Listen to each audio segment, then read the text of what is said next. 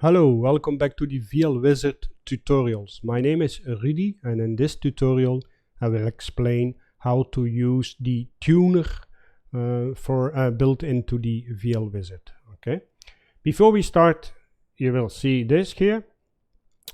This is actually a plugin of my audio module, my Motu 820X. It has a tuner plugin, and this is the one I'm gonna use to listen to the output of my VL70m. So the audio out of my VL70m is routed into this tuner. Okay. Let's now open and load a voice that we want to tune.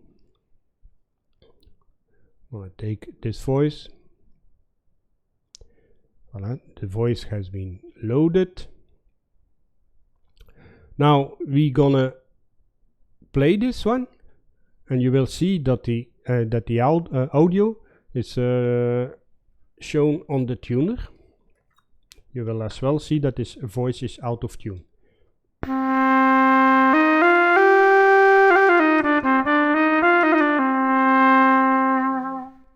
Okay, so you saw this voice is out of tune.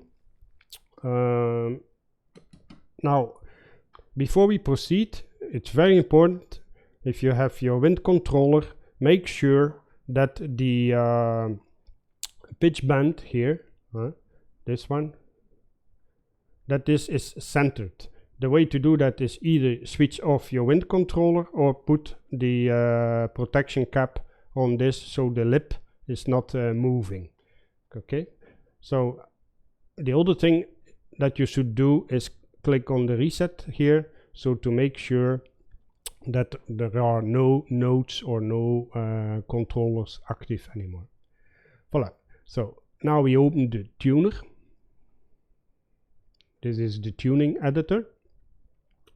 I will not explain all the details because I'm discovering as well still a lot. What I will tell you is that you should not use the automatic tuning features.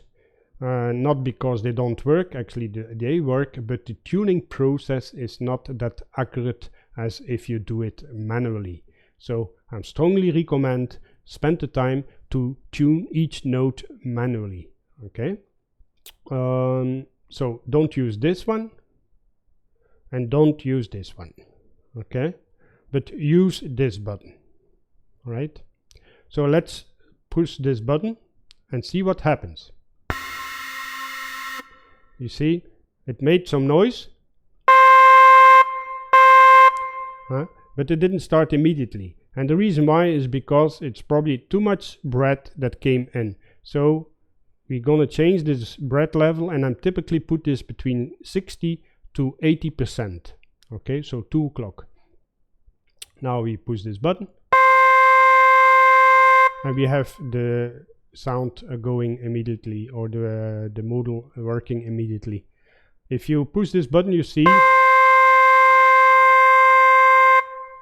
here on the tuner that the tuner is reacting, and actually the note that was playing a little bit too sharp. Okay, I'm gonna show you soon how to change this. To change the tune of a note, there are two parameters here. This one, two knobs, right? This one here, the slider, and here this one. This is fine tuning, and this is a tuning but with bigger steps. I'm not recommending to use this one, because if you listen now to this note,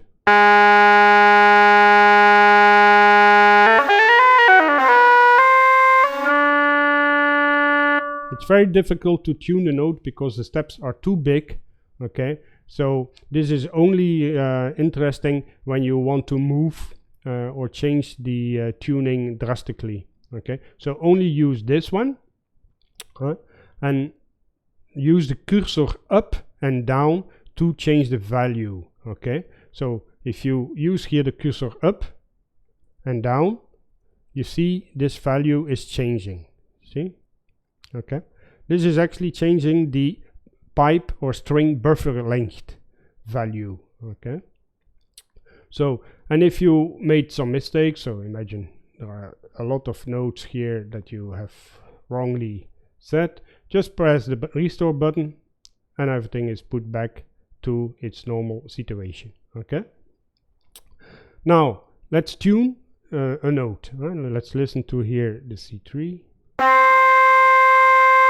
So this is too sharp. Now I use the cursor down. Okay.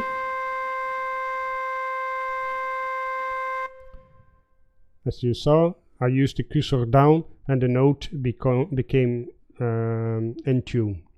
Let's use another note. Select another note here. Again, a bit too sharp. Using the cursor down. And that's it. Now, the interesting thing is you can leave this on and select a note and then tune immediately. I'm gonna do that. It can be a little bit annoying, but it's just to make sure you understand the process. So I'm gonna select here the next note and then I'm gonna move on and I'm gonna use the cursor up and down to put the note in tune. Okay, so here we go. Cursor up, cursor up, up,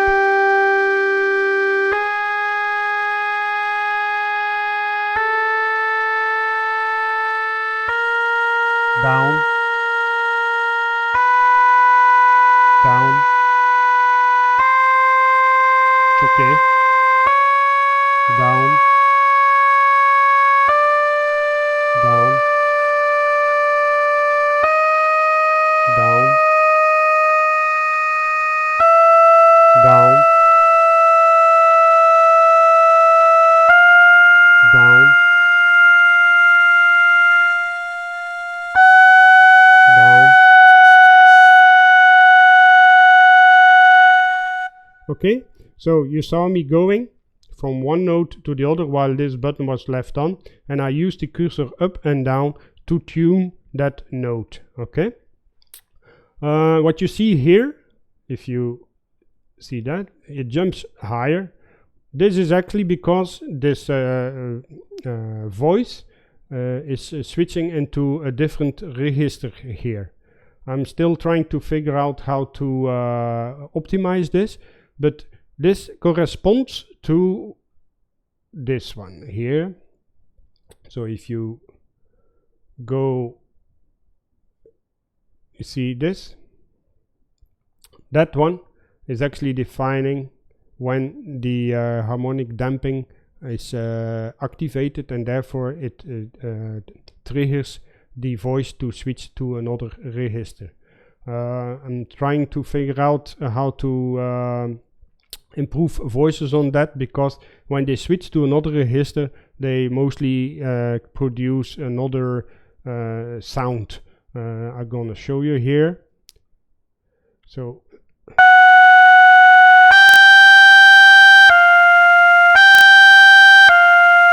you did hear the sound is completely different. It's harder, it's sharper. I'm learning as well as you do, so when I know more about this I'm gonna put that as well in a tutorial. The important thing to remember is don't use the automatic tuning, don't use that, but use this. Make sure that the breadth controller value is not set too high, and then when you switch this on, move from one note to another and use the cursor up and down in order to put the note in tune. Okay. The other important thing is don't forget to save the voice back into your library, because if you don't do that, all the work of the tuning is lost. So very important to do that. There are some other features that you have here on the tuner, which is the derivative. This one is doing a 50-cent adjustment, so you can do the same thing as what you saw for the pipe length. So this is the one that you should use most, but if you say okay, I want to adjust here,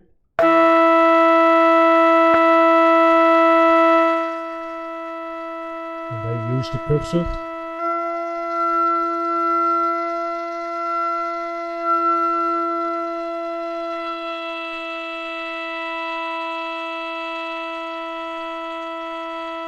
You see?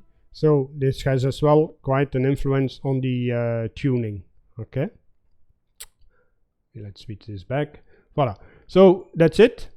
This is some basic exercise in terms of tuning. If you have any further question on this, feel free to email me and I will do my best to answer that or to put this into another tutorial.